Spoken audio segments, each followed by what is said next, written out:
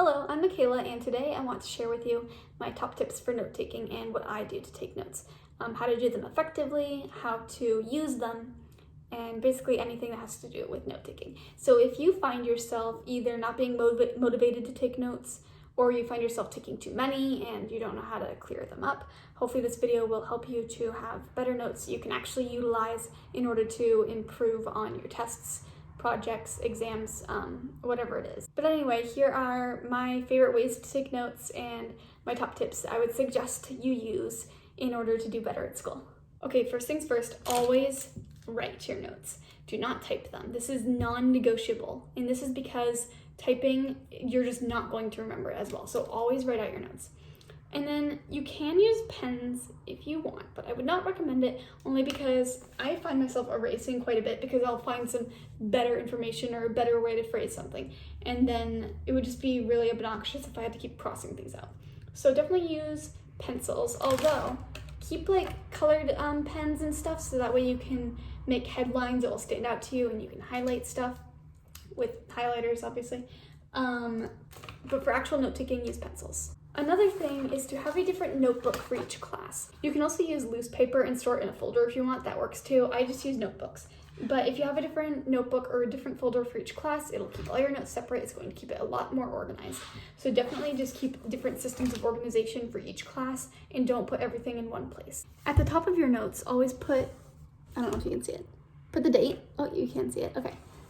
Put the dates, and that way you can refer back to it and connect it with the syllabus, and again, just helps with organization. So always put the date on the top, and also headline whenever you take new notes, like what the seminar is about or whatever the reading is about. Now, if you are listening to someone, whether it's through Zoom or in the classroom, really pay attention to both gestures and verbal cues. Pay attention to the tone of their voice, what they focus on. So if they're speaking more like this, and then they kind of slow down and do this with their hands, like obviously that's going to be more important.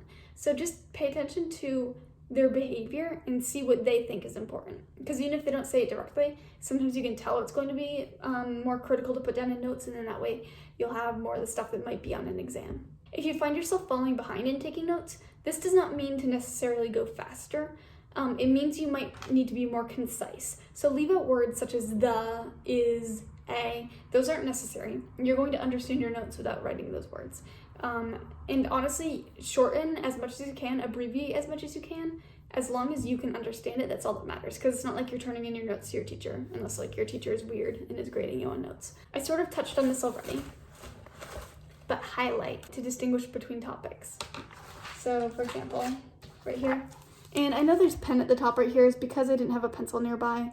I'm not usually a hypocrite, I'm sorry, but I don't usually use a pencil. Anyway, I use the highlighter here to distinguish between topics. So I would definitely advise doing that because it just helps me to find my place for each class. So when we start our discussions, I can easily see where my notes start and end between the highlighted sections. Do not write down just the bare facts. Write down other stuff too. So whether it's quotes, themes that you can find, symbolism, anything that might not be explicit, but that you identify, you should be writing that down. Most importantly, also write down questions. So for me the other day, I was doing a lecture on Hobbes' Leviathan, and I wrote down some questions. Who has the right to punish and in whose name? Why does it have the right to punish subjects? What can I ask of the subjects?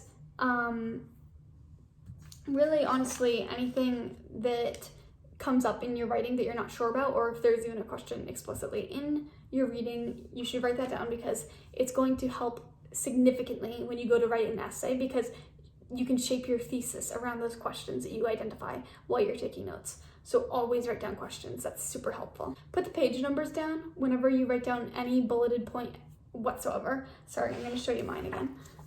On mine, you can see on the edge, I have all these little parentheses with little numbers, and that's where the page is. So that way when you go to write an essay, you can make your in-text citations so much easier, because if you just have to flip back through and try to find the quote, that's completely obnoxious and a waste of time. So just write down the page number now, and then you can easily reference it later if you need to, and easily cite it when you need to. Don't take too many notes. I talked about being concise earlier. Your notes shouldn't be pages and pages long, unless you are doing like a huge reading. It should be enough that you can review it quickly when you have the time, and it shouldn't be like bogging down your notebook.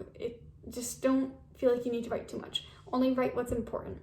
Conversely, also don't write too little. And this is a hard balance. And this is a hard balance to find.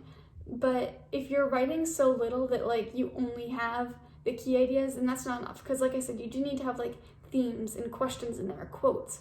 So try to find that balance between the two. And it is hard. It depends on the class. Think of it this way. If there's a possibility that you're going to be tested on something, you should put it in your notes. And if you don't think you're going to be tested on it, then just omit it and don't even bother. And then lastly, these notes aren't for nothing, so actually use them, and then that way you don't feel like you're wasting your time. Review them before class, and then you can actually feel better prepared when you arrive. And use them when you go to write your essays and make your projects. Use them before tests. Go back and actually study them. Don't forget about them, because it's a great way, if you just read through it every so often, to remember and retain what you wrote down the first time. So yeah, these are my top tips for note-taking. If you have any questions, leave them in the comments below. I mean, this is just what I do for note-taking. If there's another method that works for you, go for it. This is very subjective. Anyway, thank you so much for watching, and I hope that you have a lovely rest of your day.